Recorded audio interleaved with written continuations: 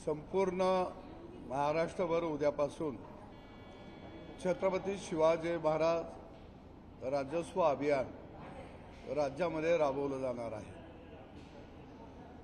उद्या या राज्याचे प्रथमकार मुख्यमंत्री आदरणीय देवाभाऊंचा वाढदिवस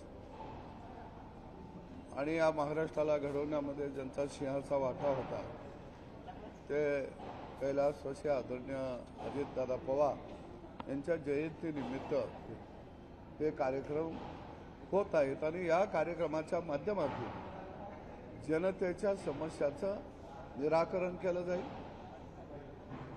उद्याचं औचित्य साधून महाराष्ट्र सरकार शेतकऱ्यांच्या कर्जमाफीचे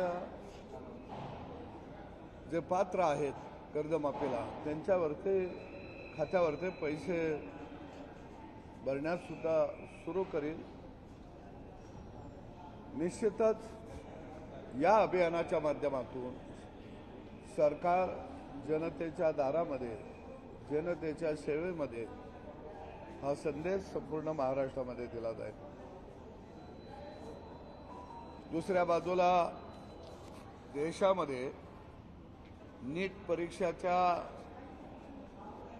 झालेल्या पेपरफुटीमुळे जो काही गोंधळ सुरू आहे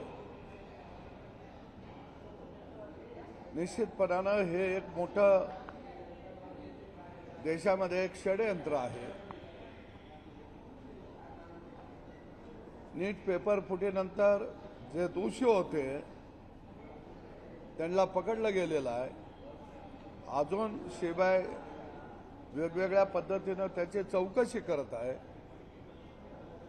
कोणत्याही दोषीला आम्ही सोडणार नाही अशा पद्धतीची भूमिका केंद्र सरकारनं घेतलेली आहे।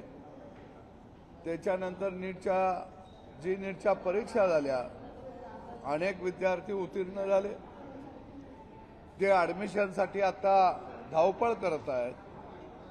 परंतु ज्यांचा नीटच्या परीक्षाशी काही संबंध नाही असे लोक सरकार पारदर्शकप्रमाणे चौकशी करत असताना देशाच्या पंतप्रधानाचा आणि शिक्षण मंत्र्यांचा राजीनामा घेत आहेत। मला वाटतं धर्मेंद्र प्रधान यांचा याशी कुठेही दुरावण्याचा संबंध नाही।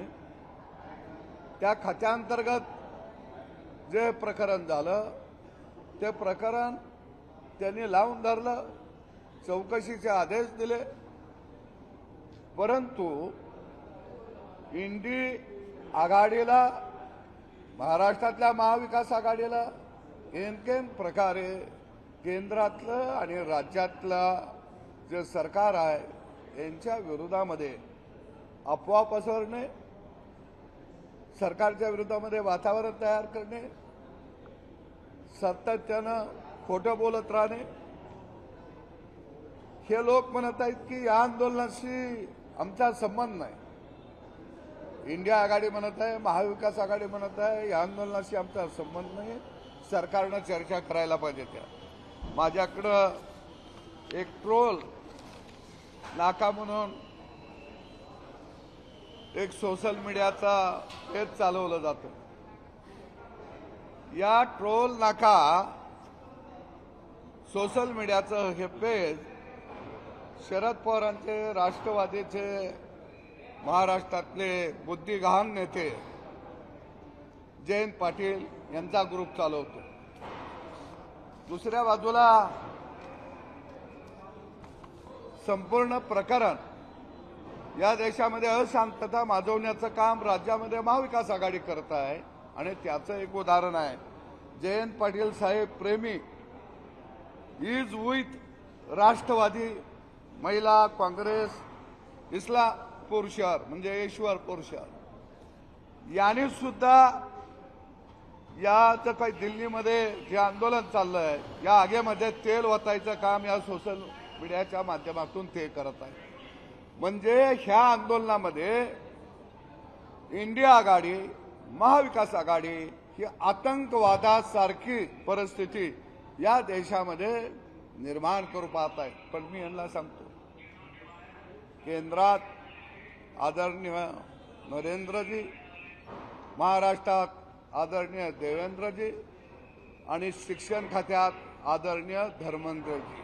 काही बदल होणार नाही. सरकारनं शिक्षण मंत्र्याचा राजीनामा निश्चितपणानं घेऊ नये. म्हणून मी म्हटलं महाराष्ट्रात देवेंद्र, केंद्रात नरेंद्र आणि शिक्षण खात्यात धर्मेंद्र. अजिबात बदल शिक्षण खात्याच्या मंत्र्याच्या मध्ये करू नये. कारण या आतंकवादांना लोकशाहीच्या मार्गानं निश्चितपणानं सरकारनं उत्तर द्यावं, जशास तसं उत्तर द्यावं. कारण हा देश प्रगतीपथाच्या दिशेनं जात आहे. त्या अकृत्य आत्म्यांना हे सहन होत नाही.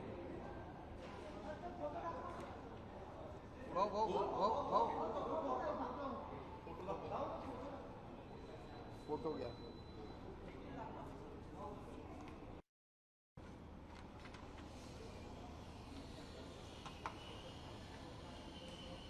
पटेल कुठे आहे ते दे ना.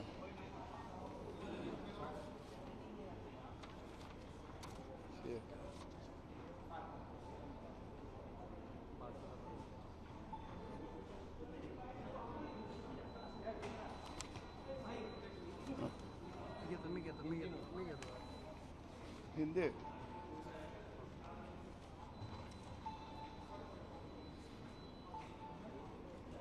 जंतर मंतर पर जो दिल्ली में कॉकरोच पार्टी का आंदोलन चल रहा है, यह आंदोलन शिक्षण क्षेत्र में सुधारना करने के लिए नहीं चल रहा है.